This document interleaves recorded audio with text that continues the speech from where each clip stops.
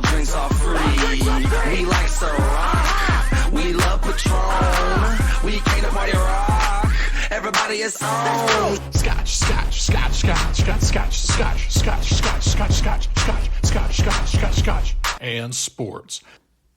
Welcome in, everyone, to, we're going to call it a Maze episode of Scotch and Sports. I'm Mike. I'm here with Jay and Suds, as always. But before I jump into that, quick little sponsor at the top of the show. Tonight's episode is actually brought to you by the Made in Ottawa film The Canvasser. It's playing one night only at the Mayfair Theatre, May 24th, 6:30 p.m. Join Devon Shire, a down-on-his-luck political canvasser, as he takes a long shot run for Ottawa City Council and gets in way over his head.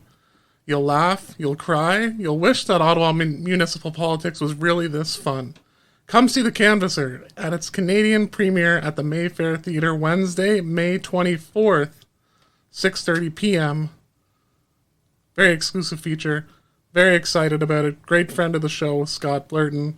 Looking forward to checking that out, and you should as well if you're in the Ottawa area, and if you're not, make your way up to the Ottawa area like Jay and Suds. I can only expect they're going to hop on the Scotch and Sports Premier private jet and be here next week for that. And speaking of Jay and Suds, how are you guys doing tonight? Good. Gonna make a day trip out of it. Make a weekend of it. A week. I may just. Yeah. The last time I was at the Mayfair Theatre, I watched all of the Indiana Jones movies in a row, and that was a great experience, so I'm happy to come back. Forgive my lack of knowledge, but how many is that, and how long was that?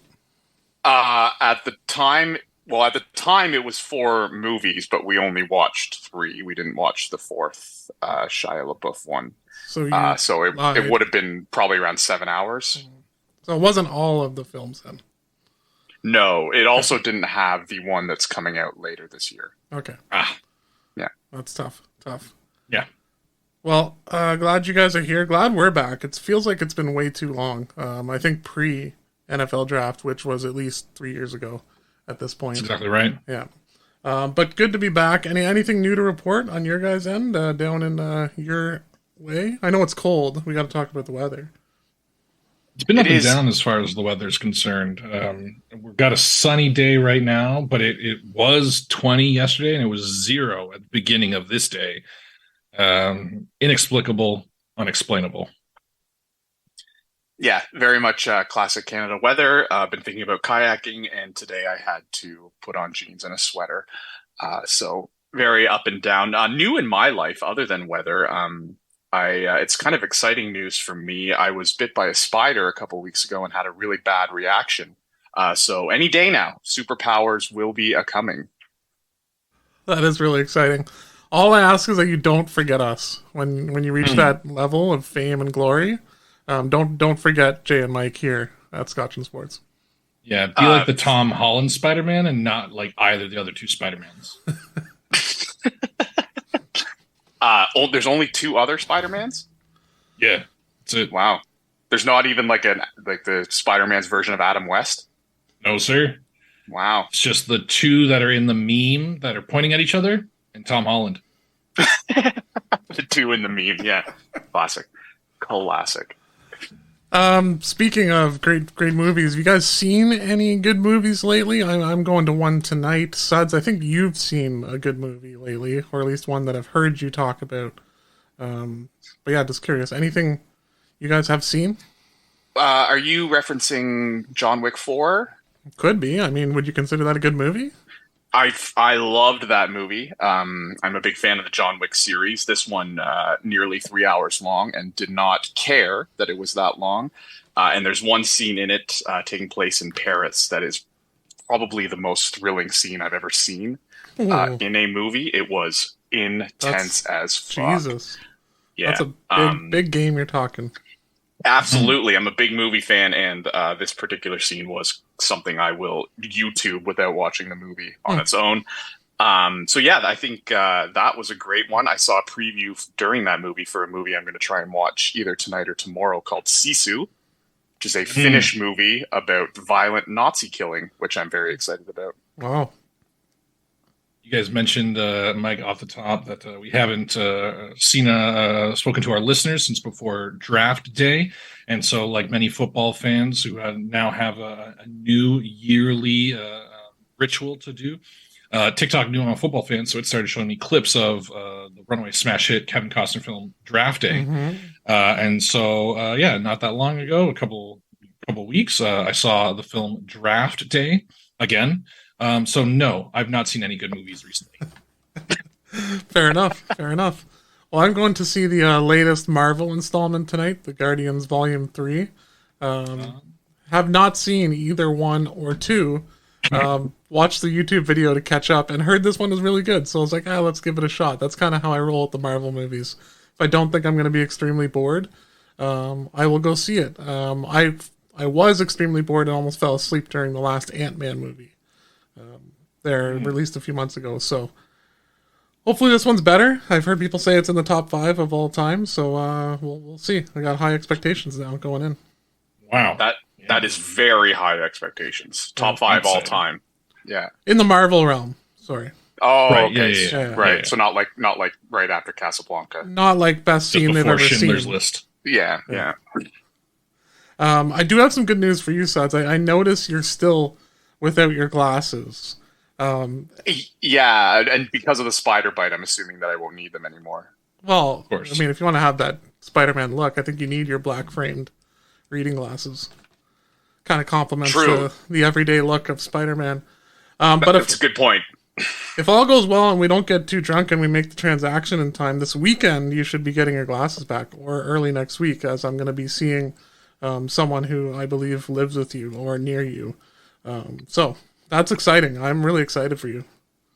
Thank you. Yeah, they do. They both live with me and near me. Our rooms are neighbors to each other. So that is exciting. You're right, actually. I as much as I do enjoy good vision, the main reason for wearing the glasses is the aesthetic. So whether or not I get the superpowers, you're right. I do need them back. Interesting to note, the last time that you and my roommate went golfing together was the day that I forgot the glasses.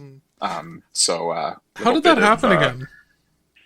It was in a fan of the podcast car, Curtis. Right. And he lives in Ottawa, so he transferred them to you at some point because I was more likely to see you than him, which still remains sort of true, but could change. Oh, I love it. All right. Well, hopefully you'll get them back, and we'll update everyone in a couple weeks. I'm sure they'll be on the edge of their seats, knowing how that plays out. We'll live tweet it. Yeah, exactly. Last tidbit of business before we jump into things that I wanted to get your guys' take on. Anyone watching the basketball playoffs? Does anyone care? That's pretty much the question. I've been watching the basketball playoffs. If by watching the basketball playoffs you mean just following Freezing Cold Takes Twitter account and seeing him dunk on all the people who were wrong. So I think Jimmy Butler did really good and then didn't do as good. I know that James Harden did amazing until, I believe, the literal last game of his season when he did very bad. Yeah. I also think, well, obviously I've seen Giannis a ways ago and his response to that there is no failure in sports take, which seemingly most people believe is good. And then the Spurs got sold right before they got the first overall pick. So I also saw that. Not necessarily playoffs, but it happened at the same time. So. Wow. Yeah, I was following along the scores. It's a little bit too early for me to really get that much into it and try and figure out how to watch it. But especially with anytime Golden State goes up against LeBron, I was following that. So that was fun. And the teams remaining, I'll watch LeBron if he's in the final. So I'm kind of excited to see what he can do with the Nuggets. Might watch some of those games. And then Heat, Celtics, there's history there. Both those teams making it to the final will be great history. So I think what I will say is maybe next time we listen, I'll have a little bit more to say about it because I think it's ramping up pretty well right now. I think the cool part is you've got a 7 and an 8 seed in the conference finals as well. So some good parity, much like we have our Florida Panthers in the Eastern Conference final right now, and they squeaked in as the 8th seed in the NHL. Last quick order of business before we carry on to what we're drinking. I'm holding a pen today, which is very exciting because I've forgotten one most of the other episodes, so that I can write down my answers for Story Sudds Story. That will be coming up at the end of this episode, so not to bury the lead too far on that one. And look forward to that, and look forward to me probably getting my ass kicked again. Thank you for mentioning that, Mike. And I will say, to not bury the lead of burying the lead, for the first time ever, Story Sudds Story will have a tie-break question if it's needed. So momentous things happening on Scotch and Sports tonight. Big if true. Huge. Before we get into what we're drinking, let's check out our second sponsor of the evening. What we're drinking is sponsored by Jack of All Trades Men's Body Soup. The sun is out, and that means protecting your skin from burns. But not just that, also making sure your skin doesn't dry out, and also that your hair looks good and stays undamaged. You also can't have smelly pits or an itchy junk. And also, you might be a little bit hungry. Jack of All Trades Men's Body Soup covers all these bases and more. Put it all over your body, and even your mouth, just a little bit. So I have a question for this sponsor. I am still not sure whether you're saying it's a soup or a suit. Yeah, I was a little confused on that too. Because both applied. I think the mystery of that very question is going to lead people to check out whether it is a suit or soup or not, and that's kind of web traffic you just can't buy unless you place a sponsored ad. Is right for you. That's right. I mean, the great thing is it can complement the first sponsor either way, soup or suit. You can bring it to the Mayfair next week. So true. It's so true. With that delicious anecdote said, let's go to Suds and find out what he is drinking. I am drinking a beer today, and those with particularly good audio listening to this podcast might have heard me exhale during the intro music, and that was because I was taking a sip of this drink for the first time, and it is amazing. So I'm trying a Dusk to Dawn Brewing Company On One Knee IPA, 6.4% alcohol. The description says, New England IPA with a juicy tangerine punch and delicate notes of melon. I wouldn't call them that delicate. I very much tasted the melon as well as the tangerine. And it was kind of awesome. I would compare it to, one of my favorites all time is the Goose Island IPA. I would call it similar to that. Very, very happy with it. And I've already finished half of it just while talking to you guys in the last few minutes because it is really, really good. Purple can.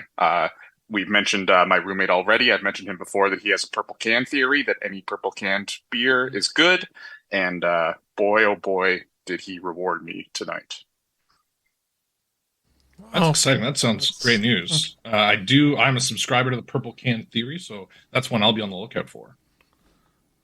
What's the, do you have the IBU rating on that? The IBU rating on it, there's the postal code, there's the address. There is not an IBU rating on it, but whilst you talk, I will Google it for you. All right. Sounds like a plan. Delightful. And you heard it from Suds. Mike, you're next to talk. Yeah, it's funny, we're on the same wavelength. We don't even plan these things out. I am also drinking an IPA this week. In fact, I'm drinking the Ransack the Universe from Collective Arts, which is in Hamilton, not too far from you fine gentlemen. One of my favorite breweries, and in fact, this is my favorite beer. So if you're looking to get something for my birthday, Christmas, just want to give me something on a weekend, Ransack the Universe is your way to go. This beer is incredible. The notes, it's Galaxy hops from Myrtleford, Victoria, Mosaic hops from Yakima. And it's just got that fruit, mango, and citrus on the very back end. It's not prominent. When you first sip it, it tastes like a pine tree. And that's what I love, because then you get a little bit of that fruit in behind. And for me, the more bitter, the better. Wife says they're tree beers, which they kind of are. They taste like a tree. But I just love them. It's got an IBU rating of 85. And like I said, my favorite beer. Giving it 5 out of 5. It's got a 91 score on beeradvocate.com, which is outstanding, evidently. So, if you haven't had Ransack and you're an IPA guy, go do it now. If you're not an IPA guy or gal, then just try it anyway, because it's my favorite beer, and you have to like it. I'm very familiar with Ransack, and a big fan. Absolutely. Yeah, Ransack is a classic. I love that shout out. Very exciting beer episode for all of us. I cannot find the IBUs for this. Apparently, this beer doesn't exist. Cannot Google it. Cannot find the beer on Google at all. To provide information, I mentioned the Goose Island IPA that I like, and I took another sip to confirm it's similar from my memory, and their IBUs are 55. Okay. I am drinking not one beer, but many. I assume both of you are quite familiar with Corona, the most famous brand of cerveza, or a Mexican-style lager. And these have been popping up in the Ontario craft brewing scene quite a bit since probably just really last year is the first time I saw them grow. But Cowbell Brewing has their version. Ace Hill has their version. Saga Brewing has their version. Riverhead has their version. We've just got a whole host of Mexican-style cervezas, and I'm thrilled about it, if I'm honest. I like a unique and new kind of take on a classic recipe. Most of them are like any other lager, a low kind of alcohol percentage, like 4.5 would be pretty normal. Some of them, I will say, when they put in the hint of lime themselves, I don't tend to care for that. I like to put in the lime myself, should I deem it necessary. But other than that, obviously, we can forgive any of the craft brewers having their cervezas. But go out to your nearest, grab a cerveza, Mexican-style lager from an local Ontario brewer, and you'll likely be in for a treat. I think I've extolled Cowbell Brewing on this podcast previously. They have my favorite one. The only issue, of course, is that for Cowbell and a number of other spots, including Ace Hill, they come in the 437 milliliter cans rather than the tallies. But we live with what we have to. I always find that so tough. I experienced that on the golf course recently. I was like, yeah, I'll get an IPA, and they're like, okay, and then they give me like the small can, and I'm like, no, I need a can for like at least 6 holes. Like that'll last me. Yeah, I'm a grown up. Yeah. What is this? A cerveza for ants? But it's just like tall boy or nothing. Tall boy or I'm out. Exactly it. That's exactly Yeah. it. Yeah, absolutely. That was one of my favorite ever what we're drinking rounds, because I also absolutely adore a cerveza. My biggest issue with cervezas is actually that they often come in clear bottles and are skunky by the time you get to the cash register. But as you say, the tall boy cans prevent that. So yeah, I'm in favor. Speaking of what we are drinking, these drinks are often soured or savored throughout our weeks by sports world adjacent things. So, guys, we're going to start with Mike, because he's on the left of my screen. What is souring and savoring that favorite Ransack the Universe of yours? Sure, it's because I'm on the left of your screen. Next week it'll be on first because I'm on the right of your screen, right? Yep. All right, so I'll start with the let's start with the negative. The nay, what's souring my Ransack the Universe? I've labeled it kind of Bettman's dream. And what I mean by that is the conference finals in the NHL right now, the northernmost team is Vegas. You've got Vegas, you've got Dallas, you've got Florida, and you've got Carolina. Now, there's some teams who we didn't expect to be here, like Florida, possibly Dallas earlier in the year. My gripe with it all isn't necessarily that these are the 4 teams in there. My gripe is, and this is the one time where I'm going to sympathize a little bit with the Leaf fans here, was how I felt some of the officiating and the way the second round series were handled, particularly Edmonton and Toronto. It just felt like there was a slight lean towards that, like, I'll call it dirtier, obstruction-ish style of play. And I've talked about this in the playoffs before. Like, the Oilers just dominated play 5-on-5 in the last game versus Vegas, and they didn't get any calls. There was, like, several missed high sticks. Ekholm had was bleeding off of one. Like, just, there were so many missed things in the game. The Leafs, I'm not going to talk about the goal, because I actually think there was not enough to call that a goal, so we won't even need to go there. But I think there was some things obviously missed. Gudis holding the stick there at the end. Like, that happens during regulation, it's probably called. That happens in the regular season, it's probably called. It's just, I'm not saying it's conspiracy against Toronto and Edmonton. It just seemed that the refereeing got a little bit slanted towards the end of that series. As much as I'm happy the Leafs lost in my heart, because it's funny more than anything. I don't like it. I want to see the best teams win. I want to see the best players play, and I feel like we were robbed a little bit of that towards the end of that round. I'm going to divert slightly from your main points there. We as Canadians, through a variety of television programs and otherwise, and especially our comedy, have often made fun of Americans for not knowing much geography and certainly not knowing much about Canadian geography. But color me surprised when I found out that Vegas is further north than Raleigh, Carolina.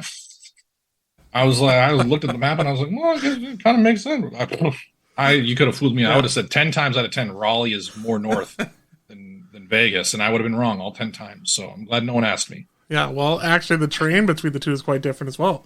Raleigh is very much like forest. It's all forest there, and Vegas is a desert. So, again, doesn't make sense. But global warming, right? Am I right?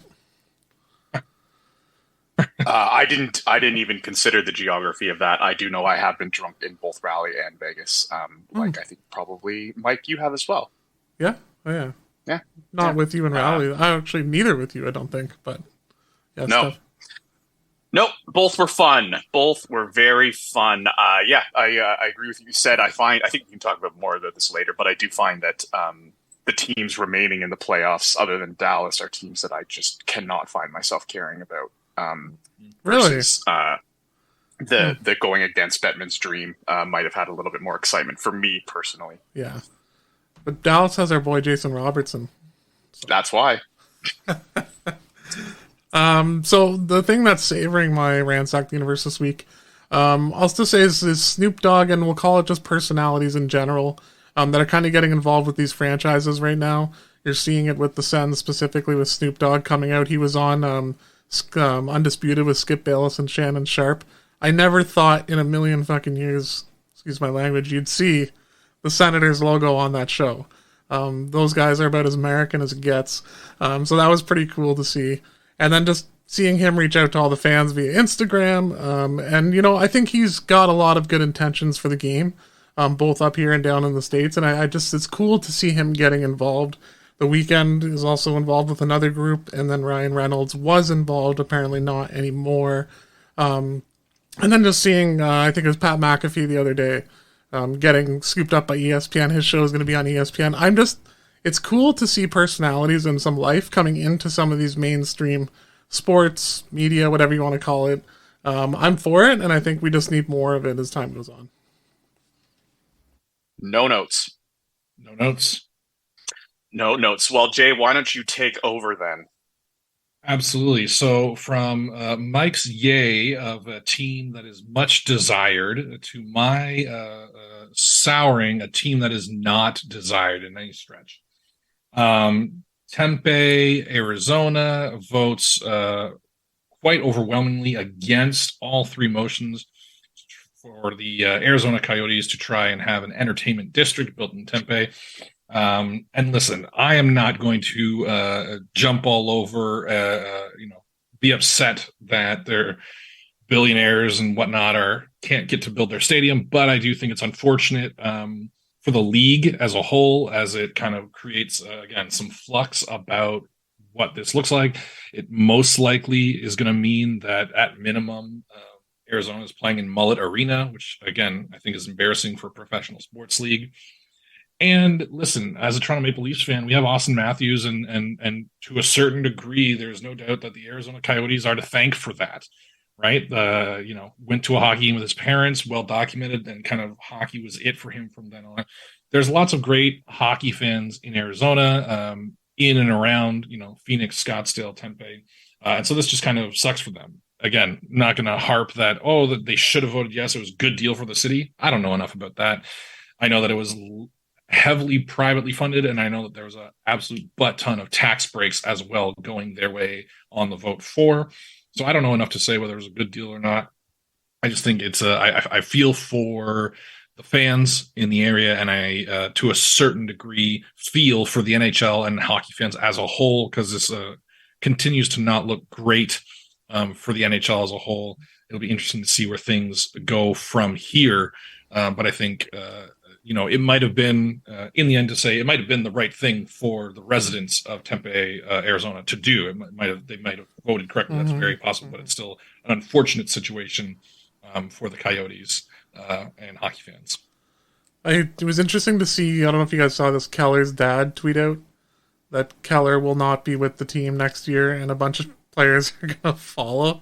It's like, man, now you're just making your son have to navigate through this storm that you've created. That's a classic.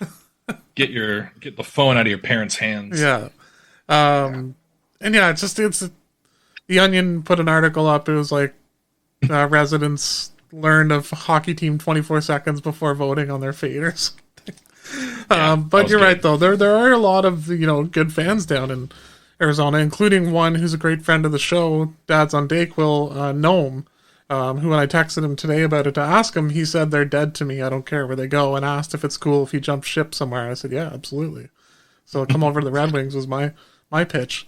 But yeah, it sucks for those fans. There's so many places, though, where a team could be successful, but the NHL will probably end up in Houston, knowing them. That's close enough to Arizona that I think Nome could switch just to them. Yeah, I don't know if it's further north or south, but... Further north than Raleigh, probably. Yeah, surprisingly. Speaking of the North and we the North, my savoring on my drinks is really just a big shout out to the city of Toronto. We had a WNBA event in Toronto a couple weeks ago.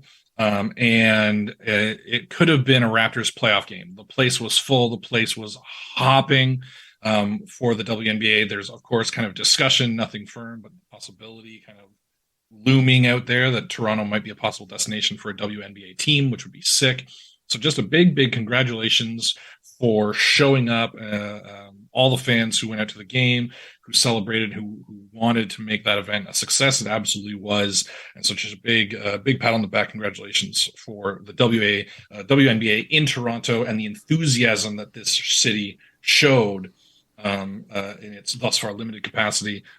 But really kind of, I think, putting the bug in a lot of people's ears, decision makers' ears, that, yeah, there's an appetite for that here in the city.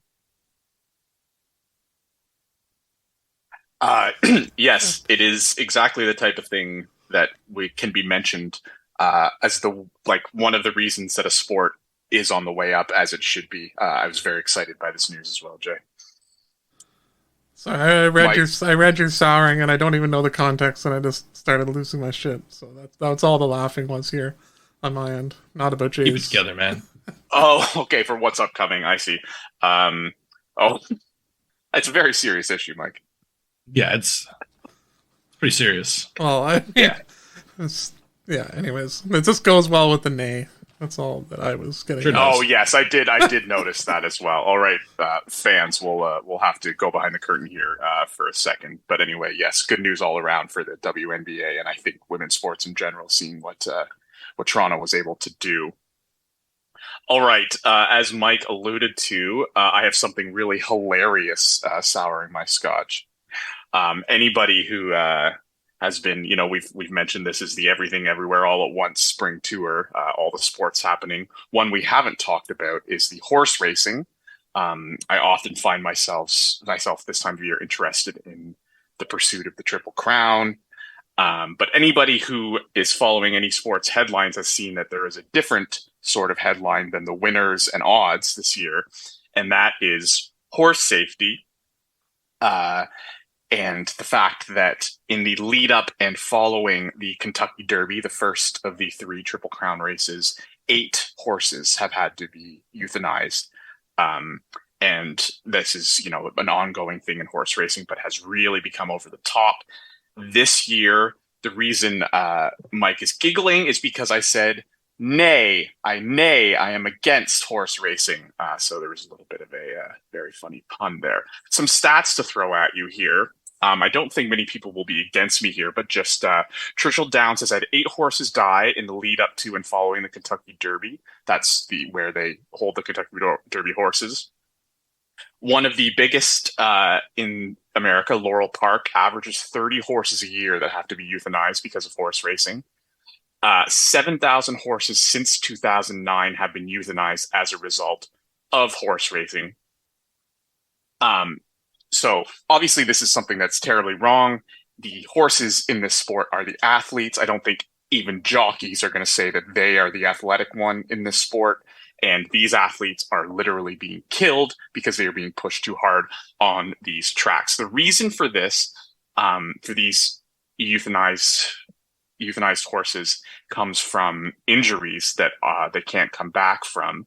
And the big problem is a lack of regulation in training practices and doping. So what they essentially do to these horses is dope them up so they do not feel pain and can push harder, dope them up so they are actually stronger and able to push harder, but then again, can't feel pain.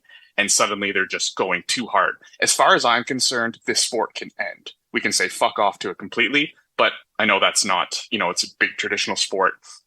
At the very least, we need to try some regulation. But as far as I'm concerned, one horse dying is too many.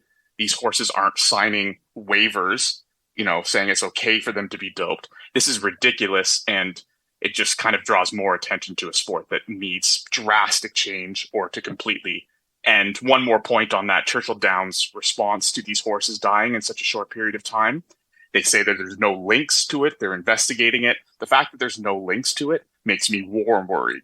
The fact that, okay, this is just a shitty sport then. So anyway, that's really been bugging me. I think we've got more races coming this weekend. I can't imagine that this story is over by any means. Yeah, passionate and perfectly on the money. Couldn't agree more. Don't need the sport. It's not going to go away, but some regulating bodies could get in there. That'd be pretty cool. Yeah, and hopefully, you don't want to thank the horses that have died so far, but hopefully this drasticness will at least change it for the future, because as you say, it's unlikely as a sport that's so traditional in the States, especially, and Europe. It's unlikely to go away. But something a little bit nicer, a kind of positive twist to a story that's been bugging us for years, and that is anything related to the Washington football team, now the Commanders, because they have finally been sold, or are being sold, in the midst of being sold. Dan Snyder is out. The Harris Group is purchasing them, and they already have smartly plans to fix the culture, fix the arena. The name change has already happened. We're happy with that. Basically, my beer is savored today because Washington Commanders football fans can finally focus on football. They can focus on being shit at football again, rather than focusing on, in many different ways, being on the wrong side of social change. That's been their story for the last few years. Obviously, there's still lawsuits and more to come out. We can't forget about the victims and the terrible things that happen, but we can at least start focusing on football now, and the villains are kind of been weeded out. Yeah, I think I hope that the scrutiny remains on the team for a fair handshake after kind of ownership changes. I think that'll be necessary. To your point, I hope that they keep a spotlight as well on the lawsuits and otherwise that are already in motion. But I think there's so much about that team that just said ownership just couldn't give a hoot.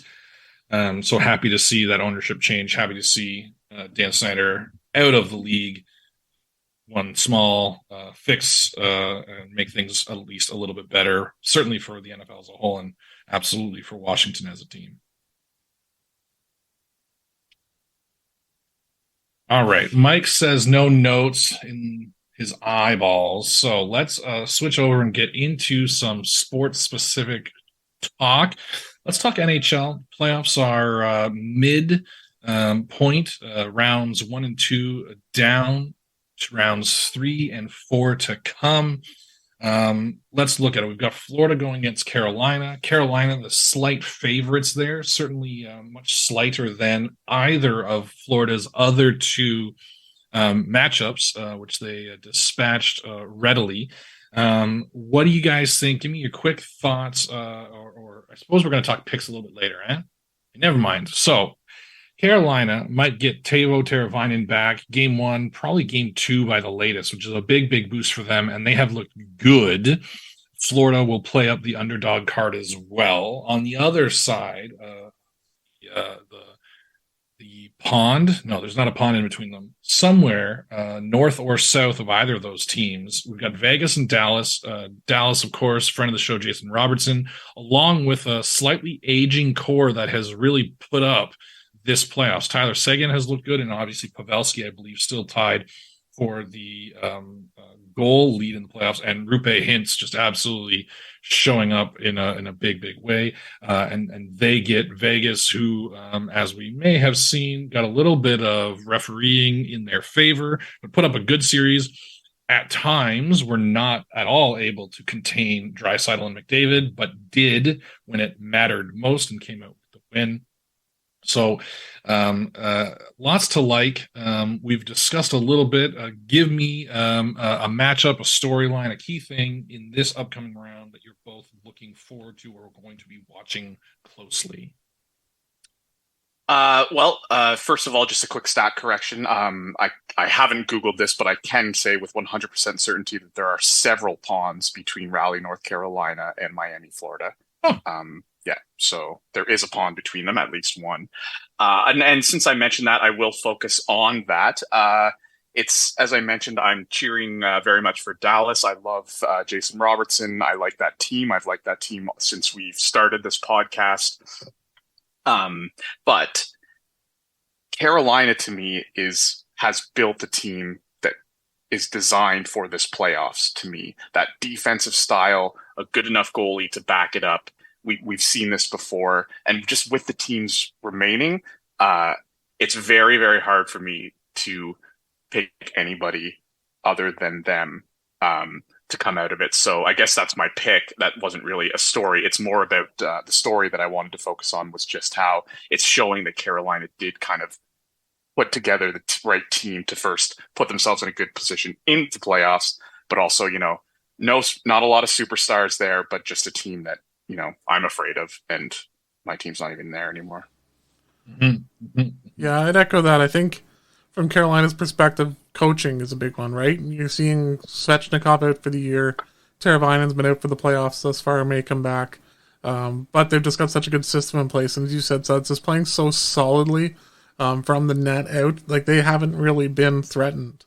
Finished the Islanders in 6, and I think they had a chance to take them out in 5. And then they ended up taking out the Devils in 5. Like, neither series has been 2-2. Like, they've never really had a threat to this point.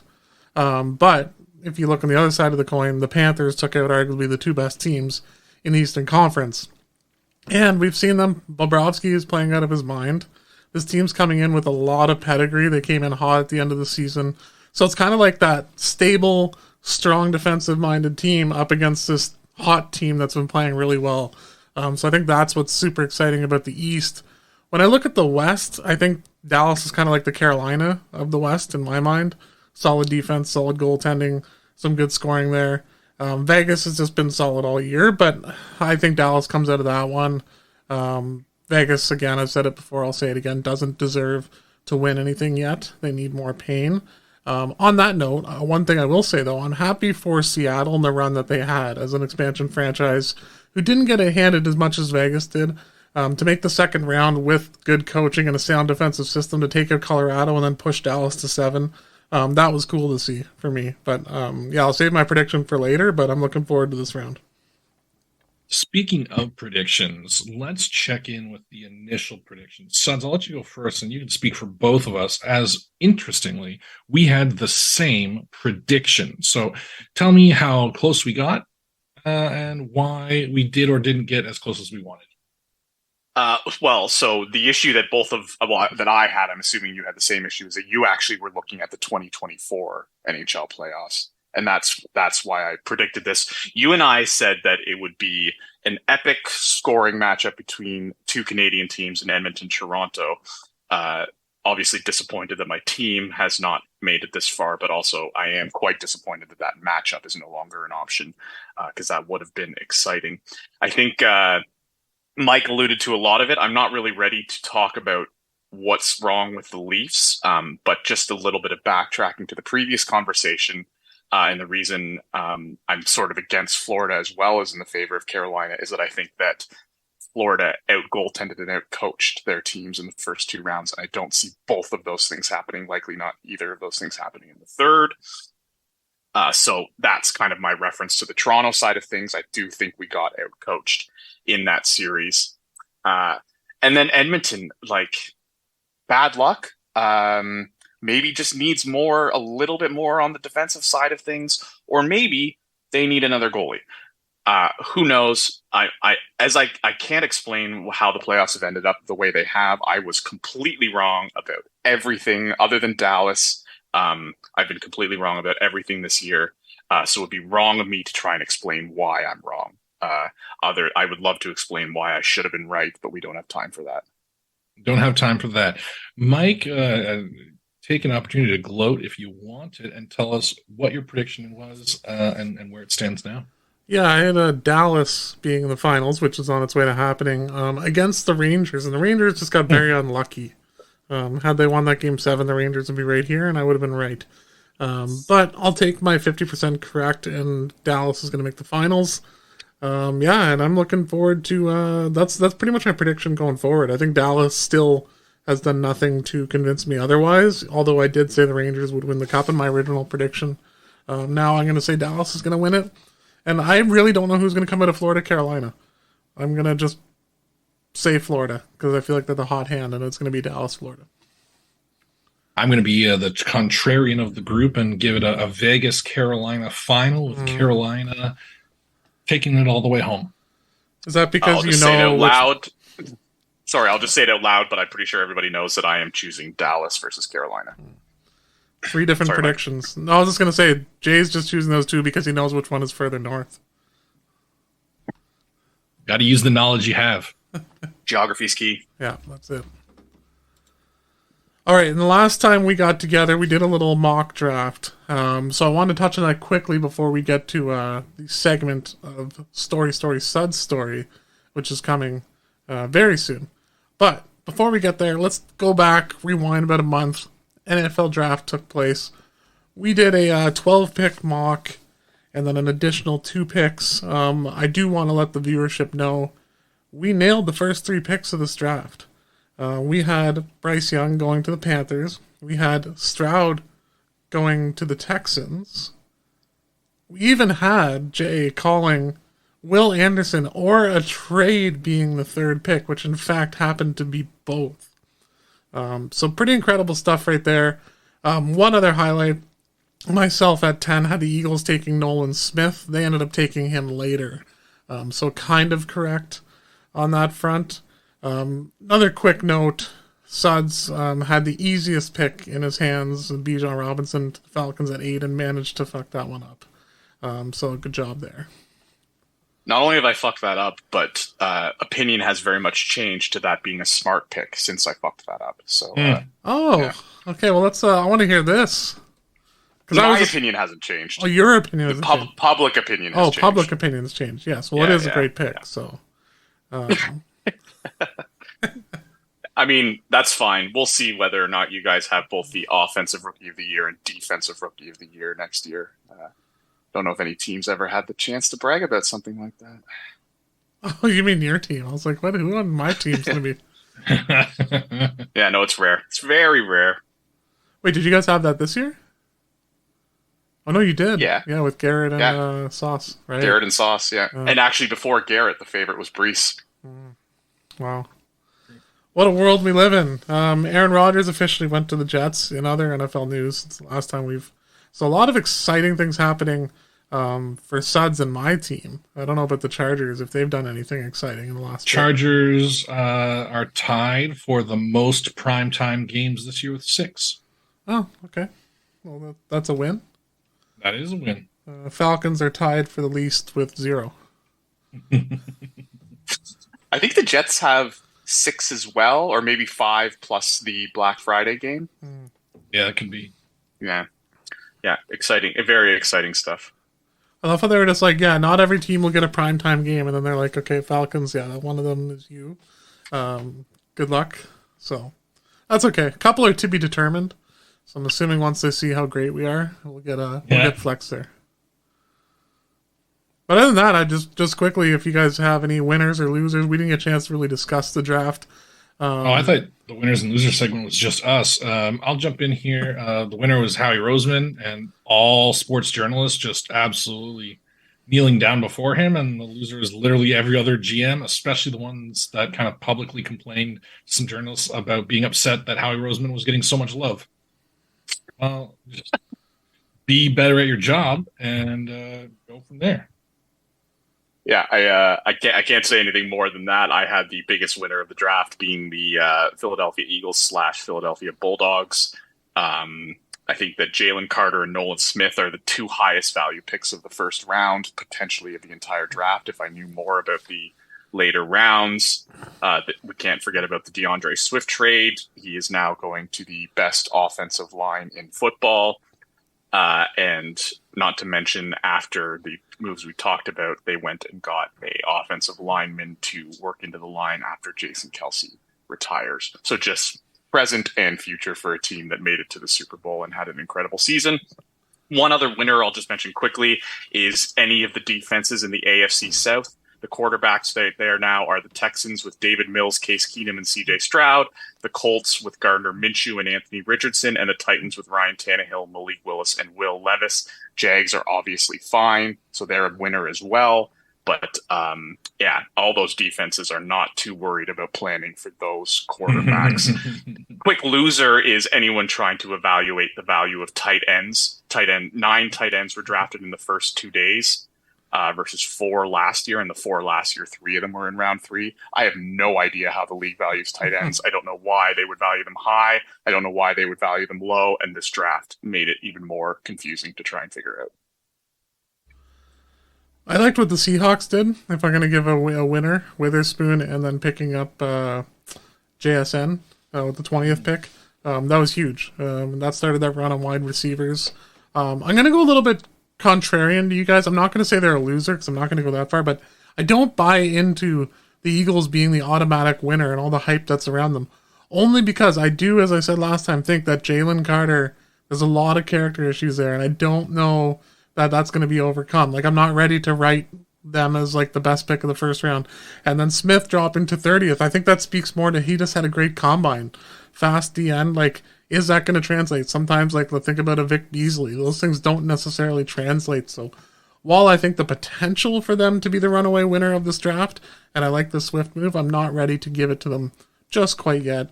I do like the Seahawks first round pick, so I'm going to pick a winner there for sure. Yeah, I agree. The Seahawks were my second if I'm choosing a team. The one counterpoint I'll make with the Eagles is that Jalen Carter, character issues for sure. Nolan Smith, we had him going number 10 in our mock draft. For sure. And a team that makes it to the Super Bowl and gets a 10th potential ranked player at 30th, I think is no matter what a win. So I guess just to draw that back to last year, the same thing happened with you guys, and I think it was Johnson. The end you guys drafted? The Jets? Yeah, we traded up to get Jermaine Johnson. Yeah, so how did he pan out? I just actually don't remember. He's been okay, but not a star yet. Okay. No. So I think that may be a similar vein, like maybe he dropped for some reason, but anyways. Yeah, for sure. Yeah. We'll know next year. All right. I guess it is time for me to take over. We are doing Story Sudds Story. All this is I am going to read out a headline from the world of sports. And these guys have to figure out if it's a story that I made up, a Sudds story, or if it is a true story, i.e. a story. As I mentioned earlier, I do have a tie break, so we don't need to figure this out as we go along, but also feel free to dominate because I don't feel the need to use the tie break. Any questions before we start? None at all. We are good. None at all. All right. So I have it here that this is season 3, part 3 of Story Sudds Story. So that's a nice little checkpoint for us. The first one, very, very sports relevant, comes from TV competition programs. Eurovision just happened. The Eurovision Song Contest. Big fan of it myself. and I couldn't help but notice the Luxembourg representatives at Eurovision have been banned from competing next year after reports of equipment tampering when other performers were on stage. The Luxembourg representatives at Eurovision have been banned from competing next year after reports of equipment tampering when other performers were on stage. Looks like you are both ready to hold it up. Mike, you're on the left. You go ahead. You are saying that is a story. Jay, you are saying that is a Sudds story. Jay with fancy equipment for the win. It is a Sudds story. I did, in fact, make that up. Jeez, I finally... Eurovision is a place of peace and harmony. Luxembourg would never. It also would have been hard for them to do because they did not compete in Eurovision this year. Also, all right. I get a pen and paper finally, and Jay shows up with a fancy tablet. Yeah, that tablet is something else. We should have some video content just so we can see that tablet. All right, here we go. The next story is from the world of Formula One. Food prices at the Miami Grand Prix hit new lows or highs, including nachos for $250 and crab cakes that serve four for $450. Food prices at the Miami Grand Prix hit new lows or highs, including nachos for $250 and crab cakes that serve four for $450. Was there anything special about these food items? Just that they were being served at the Miami Grand Prix. This was part of a fancier menu. More on that later. All right, I'm good. Oh, Jay, you go first. You're on the right. Story. Ooh. Mike, you say Sudds story. Jay, you are 2-0. That is a story. I kind of gave it away a little bit there. You did, when I said yeah. There was more on it later. After I wrote it, yeah. Yeah. So that was the menu at the high class. I encourage anybody to look up this menu. It's fucking bonkers. The prices: $560 for a bottle of Tito's vodka, which was available for $20 at a store around the corner. But on the cheaper options menu, there was a $42 Wagyu steak sandwich. Okay. That they showed a picture of, and it looked literally worse than a gas station sandwich. Anyway, a very fun story. How many questions are we today? All right. Sorry? How many questions are we today? The usual 5 plus a tiebreaker. I don't know if I mentioned that. No, you didn't. No, not yet. All right. A common sport in Story Sudds Story showing up here with baseball. A youth baseball league has implemented a new rule whereby a parent arguing with the umpires can result in that parent having to umpire games. And as you write, I say a youth baseball league has implemented a new rule whereby a parent arguing with the umpires can result in that parent having to umpire games. Mike, what have you got for me? That is a Sudds story. Jay, you think that is a story. Jay is 3-0 and has won the game after 3. I knew it was ridiculous enough to be true. I just teetered on it. It's in New Jersey. They have the option of a year suspension or umpiring 3 games if they complain about the umpiring. All right. Not that it matters, but this segment is a lot of work, so we're going to keep going. From the world of fighting, general fighting, Hawaii has trouble shutting down its illegal cockfighting because it brings in millions of dollars to stimulate the economy. Some people questioning this one. Hawaii has trouble shutting down its illegal cockfighting because it brings in millions of dollars to stimulate the economy. Jay is writing. Mike says story. Jay says story. No ground gained either way, but you are both correct. It is a story. Upwards of $12 million gained from the economy from illegal cockfighting in Hawaii. All right, the final one here. And I mentioned baseball as a mainstay, but this one is even more of a mainstay. From the world of international cheese rolling. For the first time ever, a Canadian has won the international cheese rolling competition in Gloucester, England. This has been a very efficient one, and I apologize for not saying at the beginning that usually they're allowed to ask questions, but you guys seem to be very confident, for better or worse. So, Mike, you are holding it up already. You are saying that is a Sudds story. Jay, you are saying a Sudds story. I was not able to fool either of you with the last two. That was, in fact, a Sudds story. You guys both know, obviously, that the international cheese rolling doesn't actually happen until next month. So I was very premature in my prediction. Dead giveaway. Also, Mark Kitt of Canada has previously won the international cheese rolling. So that was a very easy one. Anyway, well done to Jay. I believe in the end that ended up being 5-2. Did you go 5-0? Jesus, that's the first time that's happened. 5-0 for Jay. 5-2. Very impressive. The tiebreaker, just for everyone's sake, JFK's golf clubs were sold at auction to Arnold Schwarzenegger in 1996. How much did they go for? Oh, and that was the tiebreaker, and you guys were going to have to guess. What do you think? Not that it matters, but what have you gone? Jeez, I don't even know what do you value that at? Yeah, I would just say $3 million. I was going to say 15 $3 million. million. 15 million. Yeah. Okay, Jay would have won because it was $772,500. Okay. A little bit off there. So truthfully, on the fifth one, I put just Sudds story before the question because you had gone 3 stories in a row, which I know isn't necessarily your logic, but I was like, he's got to have more than one Sudds story on there. So yeah, I spend a lot of time picking the order and how many of each I do to try and trick you. So well done on calling my double tricking. I love it. All right. Well, that is the end of today's episode, the May episode. We will be back soon enough. But before we take off, anything you guys want to add? Absolutely nothing to add. Make sure to follow us. We are on most of the social medias that you should care about, and we are not on the ones that you shouldn't care about. That is for sure a fact. And keep on coming back. I'm loving this spring of sports. And we'll see you soon for more hockey, more football, and hopefully fewer horse deaths. Absolutely. Go see The Canvasser at the Mayfair in Ottawa next week. Mike, hit us with the date again. May 24th, 6:30 p.m. This is almost exactly 168 hours from now. Very exciting. Yeah.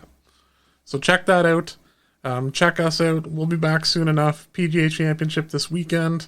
Weather's looking great. Can't be upset about anything right now.